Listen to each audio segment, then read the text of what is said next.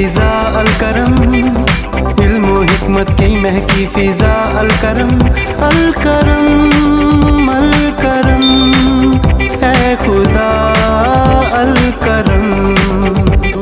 Alkaram high school, Shershah road, Data Nagar, Badami Bagh, Lahore. बिस्मिल्लाहिर्रहमानिर्रहीम। On the behalf of Al-Karam High School, Data Nagar, Badami Bagh, Lahore, a new lecture for 10th class will be delivered today. The name of the unit number 2 title is Chinese New Year। चीनियों का नया साल, चीनियों का नया साल। China बेटे हमारा हमसाया मुल्क है।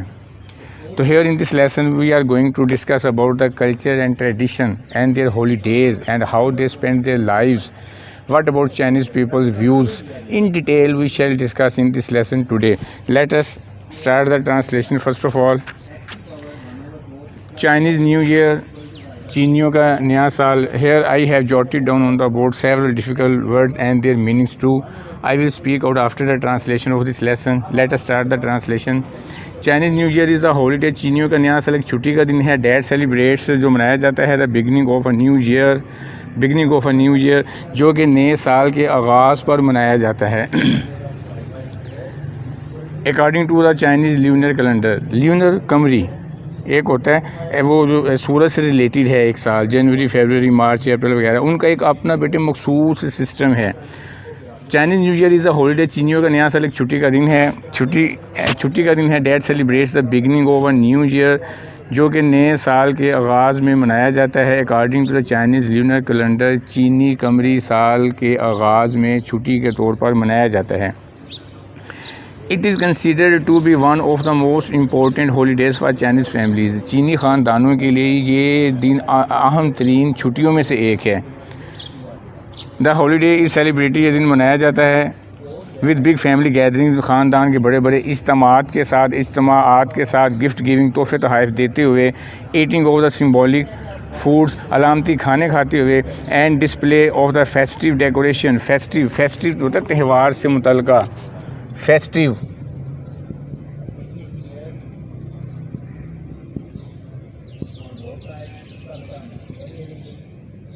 त्यौहार से मुतल्लिका। अगेन इसकी ट्रांसलेशन देखें जी। The holiday is celebrated with big family gathering, ये त्यौहार बड़े बड़े ख़ानदानी इज्तिमात, गिफ्ट गिविंग, तोहफे तोहाइफ देते हुए, ईटिंग ऑफ सिम्बॉलिक फूड, अलामती खाने खाते हुए, and display of the festive decorations, और त्यौहार से मुतल्लिका नुमाइश और सजावटों के ज़रिए ये दिन मनाया जाता है। All focused on beginning good luck, इन सब का मकसद खुशकिस्मती को लाना, फॉर द न्यू ईयर, नए साल के लिए खुशकिस्मती मांगना, and celebrating the coming of spring, और मौसम बहार के आगाज़ को मनाना है। इन चाइना में the lunar calendar is still use, अभी तक कमरी जो कैलेंडर जो है वो इस्तेमाल किया जाता है। To determine traditional holidays, determine अंदाज़ा करने के लिए, मुकर्रर करने के लिए, रवायती छुट्टियों का अंदाज़ा लगाने के लिए, मुकर्रर करने के लिए चीनियों में अभी तक कमरी कैलेंडर पर अमल किया जाता है। लाइक चाइनीज़ न्यू ईयर, जैसे कि चीनियों का नया साल। Since the lunar calendar is based on the phases of the moon, चूँकि कमरी साल का दारोमदार चाँद की अशकाल पर है। Which has a shorter cycle than the sun, जिसका चक्कर चाँद की निस्बत छोटा है। Chinese new year is never on the same day each year, चीनियों का नया साल का आगाज़ हर साल एक ही दिन नहीं होता, बट टिपिकली, बल्कि ख़ास तौर पर fall somewhere between January 21 and February 20, बल्कि ये 21 जनवरी और 20 फरवरी के दरमियान में कहीं ये दिन आता है। Celebrations can actually last up to a month, ये उनकी जो तकरीबात हैं, सेलिब्रेशंस तकरीबात हैं, तकरीबन एक महीना तक जारी रहती हैं। ये मुख्तसर सा बेटे तर्जुमा है। ये lesson one of the most important lessons of your syllabus. Now I am going to speak out all the words and meanings. Holiday छुट्टी का दिन, सेलिब्रेट मनाना, बिगनिंग आगाज़, ल्यूनर कमरी, गैदरिंग्स इज्तिमाआत, सिम्बॉलिक अलामती, डिस्प्ले इजहार करना, ज़ाहिर करना या नुमाइश करना, स्प्रिंग मौसम बहार को कहते हैं बेटे, स्टिल अभी तक, डिटरमिन मुकर्रर करना, अंदाज़ा लगाना, ट्रेडिशनल रवायती, फेजेस अशकाल, साइकिल, चक्कर, टिपिकली ख़ास तौर पर या मिसाली तौर पर, लास्ट अप जारी रहना, एक्चुअली हकीकत में, फेस्टिव त्यौहार से मुतल्लिका। अच्छा ये तो होगी ट्रांसलेशन आपकी। Here I have written 5 examples. लास्ट में बेटे हम कह रहे थे कि अगर आपका जो रिपोर्टिंग वर्ब है उसका ताल्लुक़ अगर पास्ट से है और रिपोर्टेड स्पीच में उसका प्रेजेंट आ जाए या फ्यूचर आ जाए, तो हमने ये देखा था कि second form of helping verb हम जो है ना वो लिख कर उसको फिर इंटरेक्ट में चेंज करेंगे।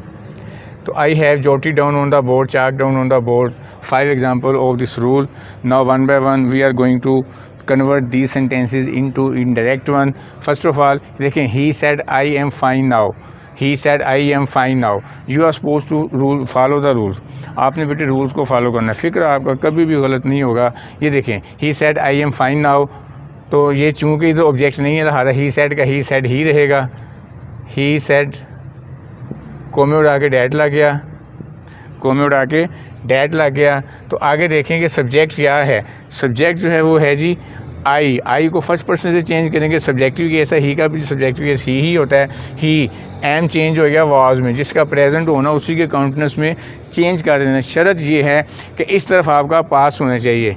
That he was fine now will be change into then. अच्छा नेक्स्ट एग्जांपल जी, नेक्स्ट एग्जांपल है he said to him you have won the race, तो she told him। Always remember अगर इधर ऑब्जेक्ट मौजूद हो जाए said told में चेंज हो जाएगा, but only in simple and negative sentences. अच्छा जी, she told him कोमे उड़ा के डैड लग गया, ये सेकंड पर्सन है। It will be change into from object, object से इसको हम चेंज करेंगे। ऑब्जेक्ट हिम है, जो सब्जेक्टिव केस है, हिम का सब्जेक्टिव केस होता है ही तो have will be change into had, he had won the race, full stop। next example, they said we shall see you today, तो they said का said ही रहेगा, कोमे और आके डैड लग गया, तो we फर्स्ट पर्सन है, सब्जेक्ट से चेंज करेंगे, यहाँ दे हो जाएगा दे। अब आगे बेटे आप बेशक इसको वुड में रहने दें या शुड में कर दें, इसकी मिस्टेक कंसीडर नहीं होती। वुड लिखें यहाँ शुड लिखें, इसका कोई फ़र्क नहीं पड़ता। Would see second person, object से चेंज करेंगे। ऑब्जेक्ट गायब मैंने आपको बताया हुआ है, अगर ऑब्जेक्ट गायब हो तो you are suppose to determine, you must suppose me suppose आपने करना है। तो ये मी ऑब्जेक्ट है तो मी का मी आ जाएगा, क्योंकि मी ज़्यादा खुद ऑब्जेक्टिव केस है। तो today will be change into that day.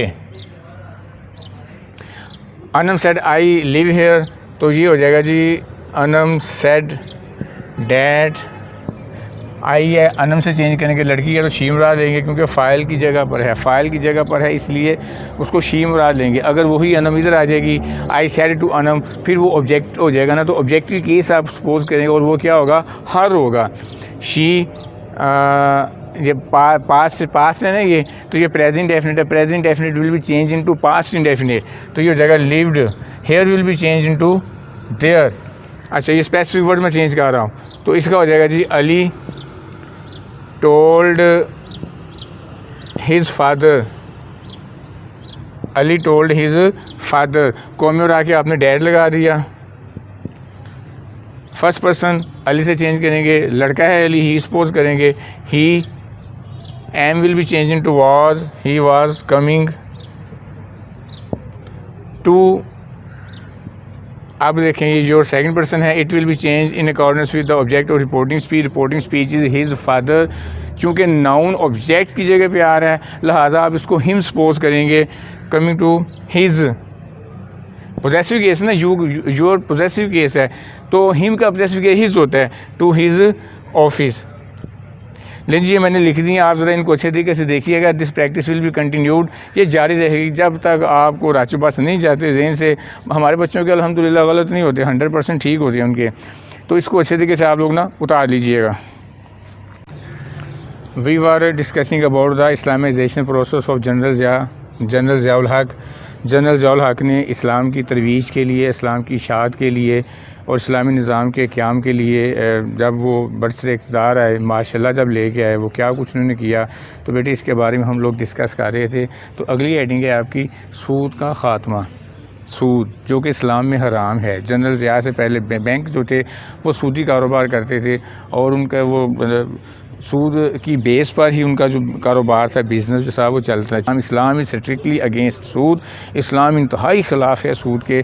General Zia ने सूदी कारोबार पे बैन लगा दी है, पाबंदी लगा दी गई और PLS खाते खोले गए, public legal savings. Public legal saving के बेटे इकनॉमिक्स से रिलेटेड एक टर्म है। एनी हाउ इस्लामी आयतों मुताबिक पाकिस्तान की तलीम को लाजमी करार दे दिया गया। प्राइमरी से लेकर BA क्लास तक, 6वीं 7वीं 8वीं 9th 10th first year, second year और थर्ड ईयर, फोर्थ तमाम क्लासेस के लिए लाजमी करार दे दिया गया कि जिस तरह अंग्रेज़ी एज़ आ कंपलसरी सब्जेक्ट इसकी तलीम हासिल की जाती है, ऐसे ही इन दोनों सब्जेक्ट्स को भी कंपलसरी करार दे दिया गया। हर तालिब इल्म के लिए लाजमी था।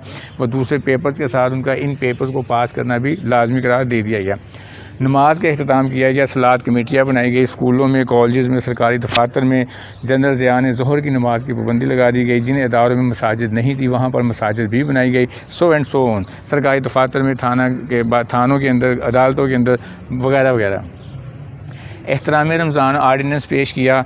रमज़ान का एक मुक़द्दस महीना है हमारे, इसमें मुसलमान जो हैं वो बेटे रोज़े रखते हैं, अल्लाह ताला की खूब इबादत करते हैं। लेकिन कई लोग ऐसे थे जो कि इसके एहतराम नहीं करते थे, सरेआम चीज़ें बेचते थे, खाते पीते थे। And this was against strictly of Islamic teachings.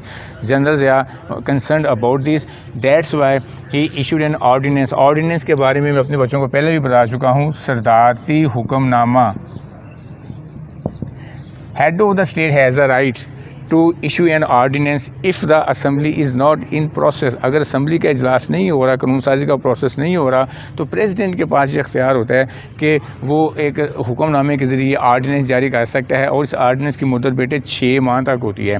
Any how ordinance जारी किया जिसमें यह था कि जो बंदा पकड़ा गया ये रोज़ा खोरी करता हुआ, सरेआम खाता पीता, उसको यहाँ तो 500 रुपये उसको जुर्माना पे करना पड़ेगा या 3 माह की कैद हो गई या दोनों सज़ाएँ भैया के वक्त भी उसको हो सकती थी। एनी हाउ दीनी मदारस की बेटे सरपरस्ती की गई। दीनी मदारस जहाँ पर बच्चे ये उलमा कराम जहाँ से वो बन के निकलते हैं दीनी मदारस, तो वहाँ जनरल ज़िया ने खूब उनकी सरपरस्ती की गई। बाकायदा उनकी फ़ंडिंग होती थी, उनको फ़ंड वो जारी करते थे जनरल ज़िया जो थे। और इनकी डिग्रियों को जब दरस निज़ामी कर लेते थे, MA इस्लामियात या MA अरबी के बराबर करार दे दिया गया। अच्छा जी, अरबी की तालीम लाजमी करार दे दी गई। 6th क्लास से लेकर जो है 8th क्लास तक अरबी को लाजमी कंपलसरी सब्जेक्ट करार दे दिया गया। बैनुल-अक़वामी इस्लामी यूनिवर्सिटी का क़याम अमल में लाया गया, जिस पर इस्लाम के हर पहलू पर तहकीक करने के लिए और बड़े बड़े जय्यद किस्म के उलमा कराम को इसमें वो मेंबरशिप दी गई, ओहदे जो थे उनको दिए गए।